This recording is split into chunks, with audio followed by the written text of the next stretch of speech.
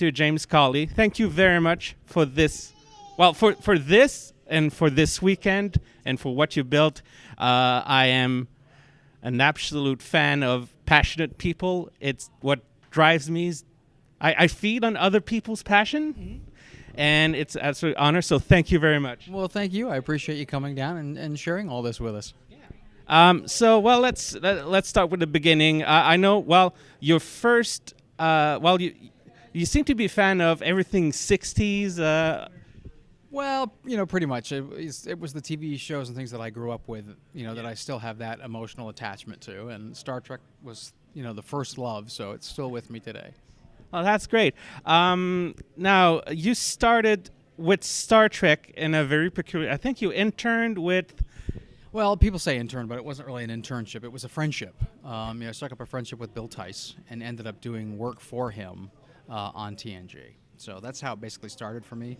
The original series costume designer was just a friend and went out on a leap of faith. And you actually served as Will Wheaton's... Yeah, I did some of those crazy sweaters that he wore, and both are about the same size, so it was easy to do and fit. And I did some of the spandex jumpsuits that the actors wore, and in fact, they pranked me. They gave me fabric that I thought was the wrong fabric, so that when I went to do the job, I ended up having to talk to Jonathan Frakes so that he could prove to me that it was the right color. So it was kind of an embarrassing moment, but it was fun at the same time.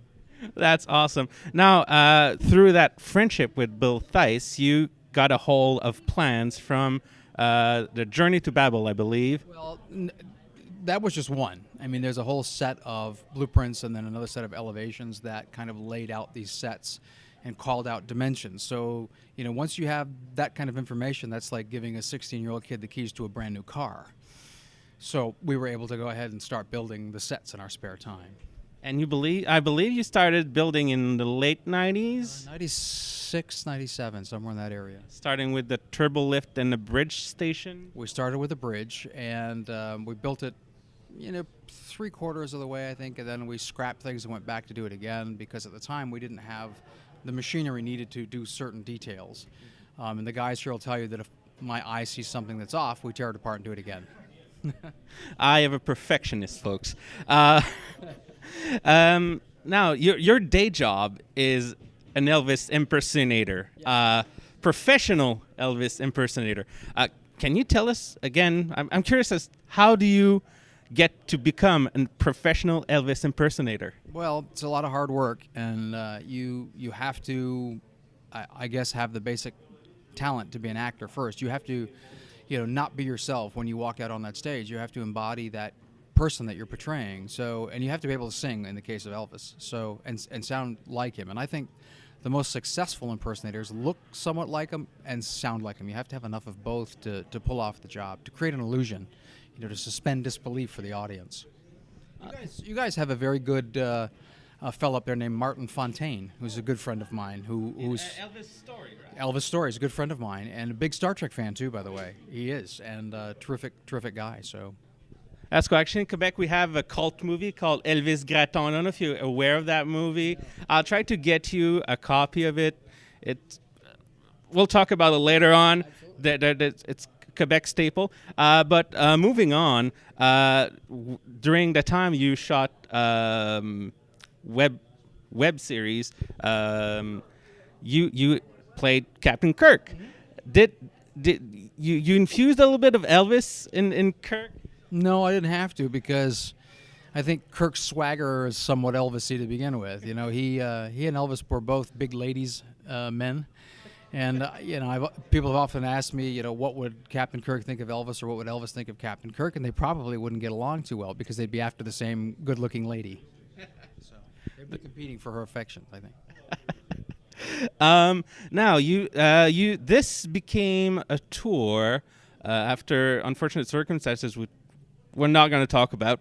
But I know Ian told us that your mom told him that you were actually planning to turn this into a set tour quite a few years ago. Well, I tried. I really wanted to. It was always in the back of my mind, how do we become legitimate, and how do we share this with so many other fans? When you're making a fan film, and you did it for as long as we did, and you see people traveling from all over the world just to come and participate, you start thinking, okay, this is a private boys club and people are coming to enjoy it. What if we could share it with everybody?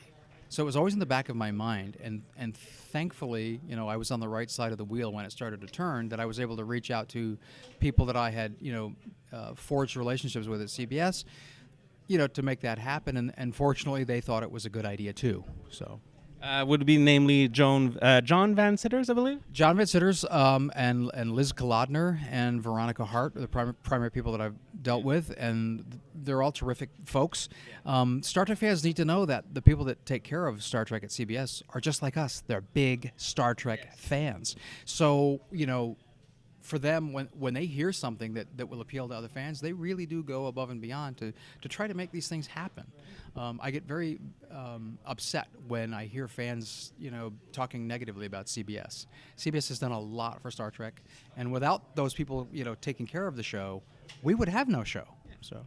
And I often tell our auditors to look at John. I especially follow John Van Sitters and Holly Amos on Twitter. And if you don't believe that CBS cares about Star Trek, follow these guys. They're actually like they're head honchos at CBS. And Holly is a walking Star Trek encyclopedia. She can quote 700 episodes, chapter, verse, knows all the details. In fact, she made all the cards that are in my cabinet describing all these props, which is amazing. I mean, you know, I could call her on the phone and say, hey, I've got this prop from Requiem for Methuselah, and I need a little description. Oh, you mean the such and such? And she just does it. I mean, she's amazing. I have no trouble believing that. Coming on Twitter, there's a newcomer to there's a whole Star Trek Discovery thing, and a newcomer to the writing team, which really rekindled my faith in this new endeavor, which is Ted Sullivan. I don't know if you're aware of the guy. Again, he very passionate. I think he would probably knock this whole thing with knocks his socks off. Sorry. Now, I believe last year you had the visit from certain video game developers for. Yeah, we did. They were doing the VR game. Yes. And they wanted to come in and get a feel for, you know, the original ship so that they could create their VR portion of it. And they spent, I think, a good day here, you know, photographing and looking at the layouts of buttons and trying to figure out how to make all these colored buttons do certain things when you touch them. I don't play video games, but I hear it's a terrific game. Yeah. So it's okay. And let's just for the future. What can we?